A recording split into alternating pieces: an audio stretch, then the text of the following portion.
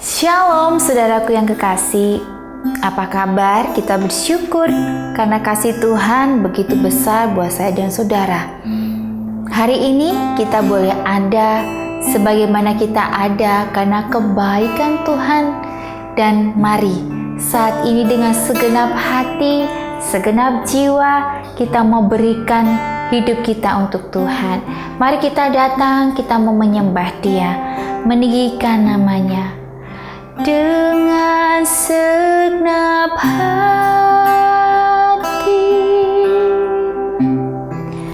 dengan segenap jiwa, dengan kekuatanku, ku sembahkan Tuhan. Dalam kekudusan, dalam kekudusan-Mu, ku angkat tanganku,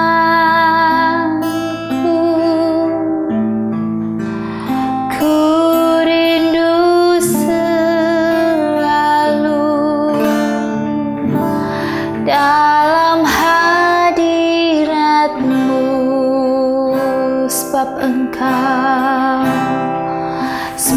Engkau yang kudus,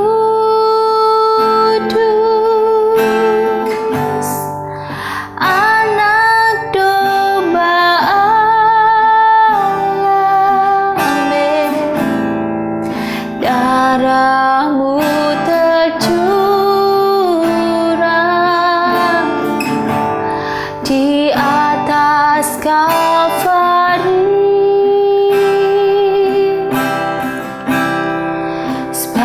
Engkau yang layak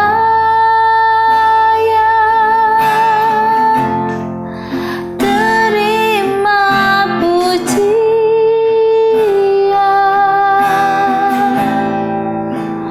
hormat dan kuasa sekarang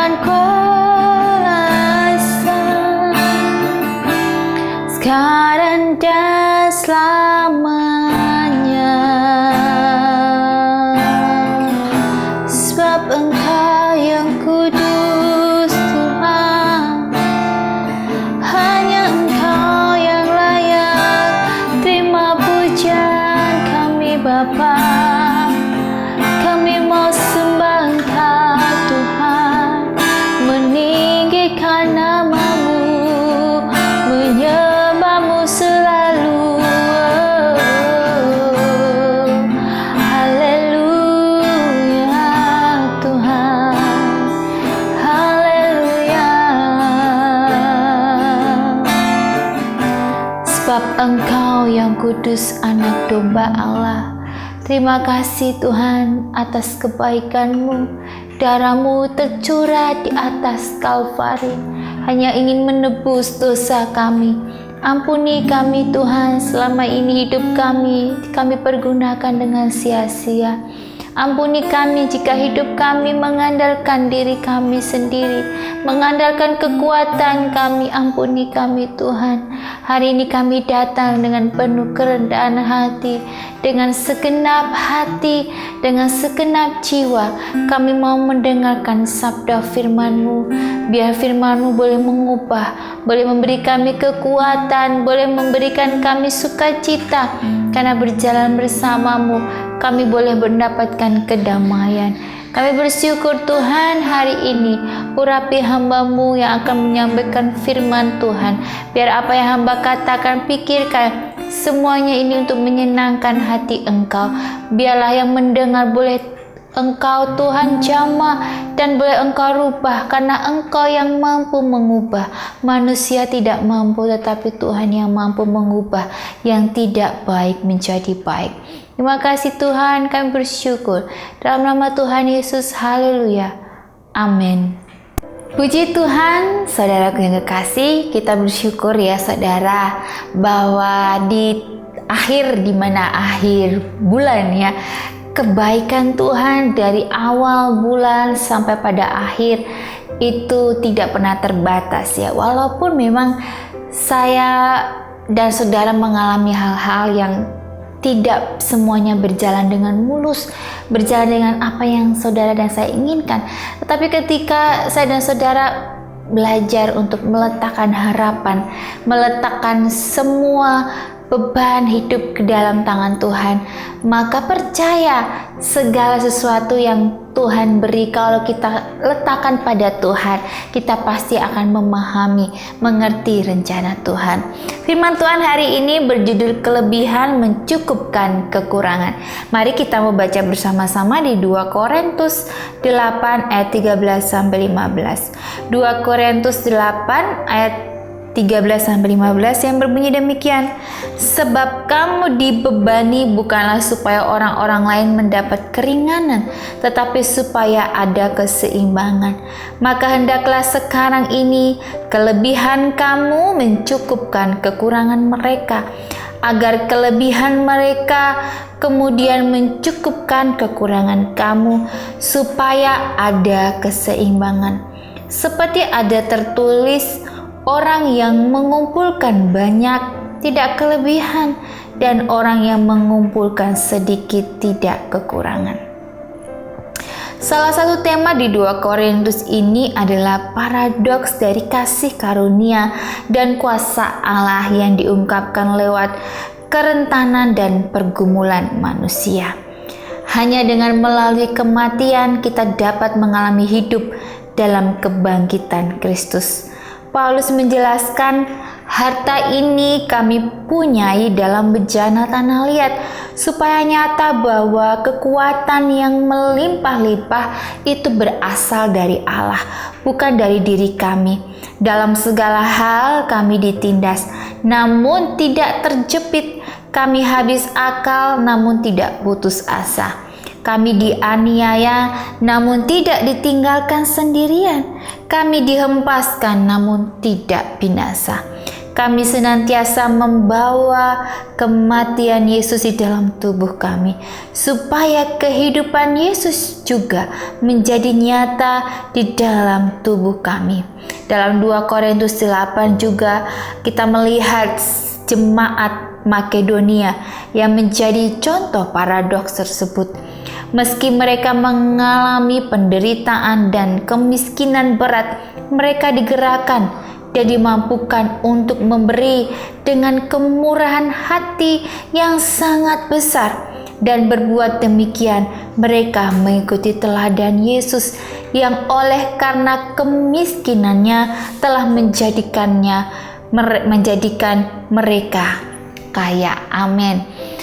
Bersyukur saudara ketika saudara sedang mengalami hal yang terhimpit, tetapi di situ saudara ya harus dalam hal terhimpit, saudara seperti jemaat Makedonia, di mana mereka diminta dalam keadaan terhimpit ya untuk bisa membantu sesama ya.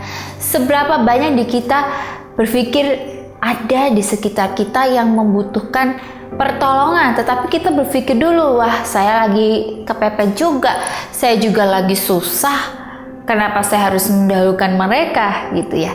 Tetapi ya saudara, iman dari jemaat yang ada di Makedonia ini, bahkan di 2 Korintus ini, mereka ini menggambarkan ketika mereka harus memberi, berbagi dalam keadaan apa? Terhimpit ya. Terhimpit itu sudah tersiksa banget, sudah susah ya guys. Di dalam keadaan susah, tetapi mereka belajar mengikuti teladan Yesus.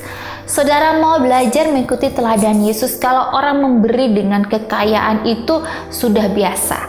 Tetapi kalau orang memberi dalam kekurangan, dalam kekurangan, apakah saudara masih bisa? Ya, saya belajar dalam hidup ini, ya, ketika saya dalam hal kondisi, ya, mungkin keuangan lagi pengeluaran banyak, tiba-tiba ada yang minta tolong, bahkan ada yang minta dana ya untuk sosial ya. Ketika saya mau menolak, saya ingat kembali bahwa dalam keadaan terhimpit pun saya harus mengimani bahwa saya tidak berkekurangan kalau saya hidup percaya kepada Tuhan ya saudara. Hal-hal seperti ini Tuhan uji ya. Tuhan uji melalui banyak hal ya. Dalam kesempitan Tuhan uji, dalam banyak harta Tuhan uji. Dua-duanya diuji. Dalam hidup ini ya, kalau diuji itu sebenarnya tidak menunggu orang itu susah aja. Tapi saat punya harta banyak ya, apakah dengan harta yang kita punya kita memuliakan Bapa kita di surga?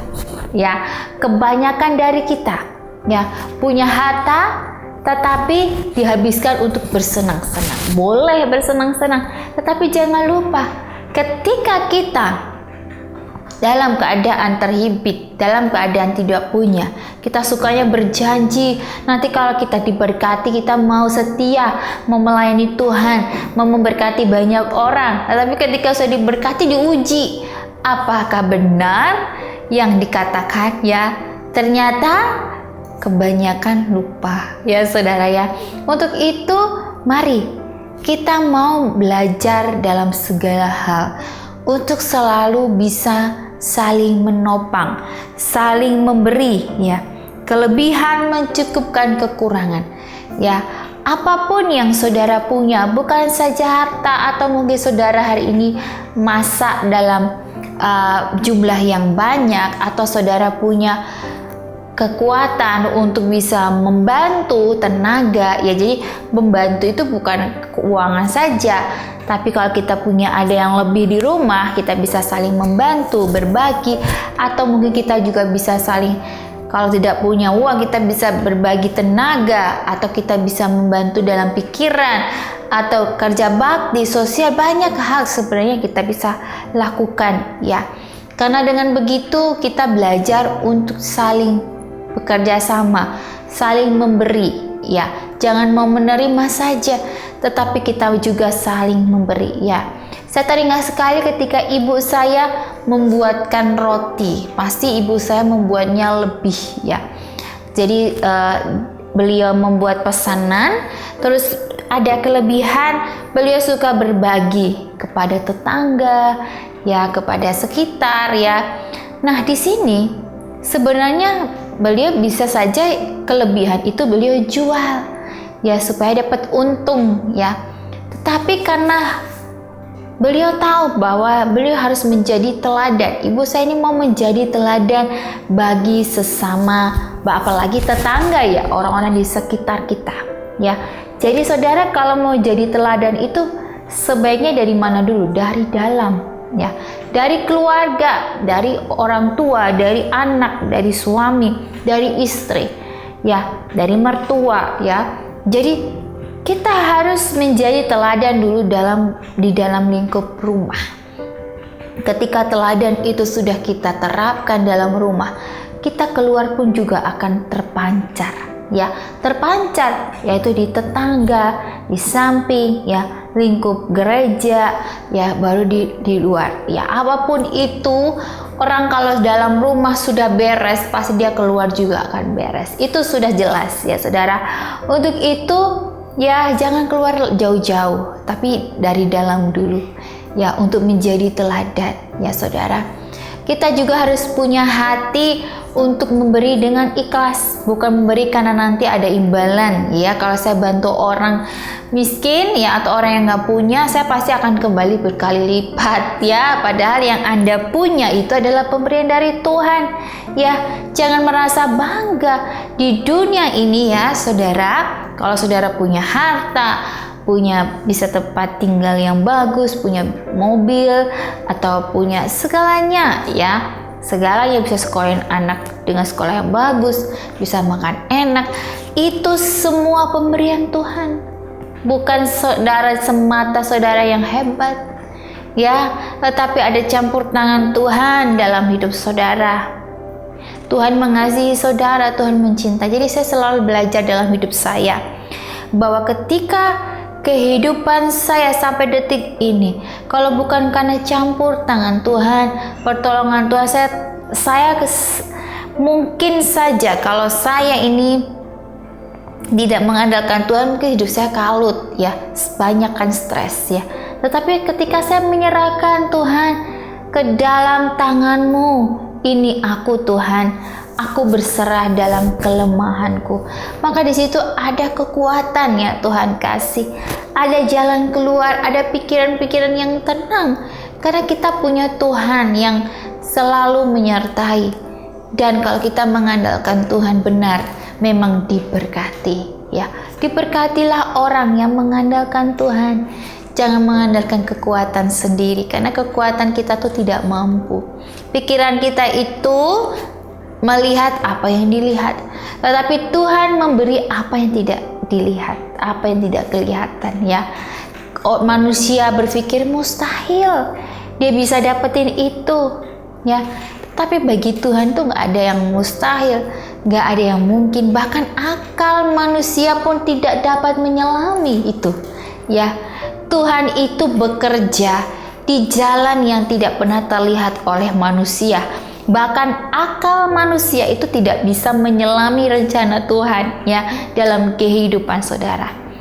Ketika kita mendengar bahwa ada orang yang sakit, ya, sakit lumpuh, yang tidak bisa berjalan, kusta dan sebagainya, Tuhan menyembuhkan, tuh sebenarnya kalau medis, ya, orang lumpuh ya sudah harus pasang pen, ya, harus kursi roda, harus pakai tongkat. Tetapi Tuhan melakukannya itu, ya, dengan di luar medis, di luar apa yang dipikirkan manusia, ya.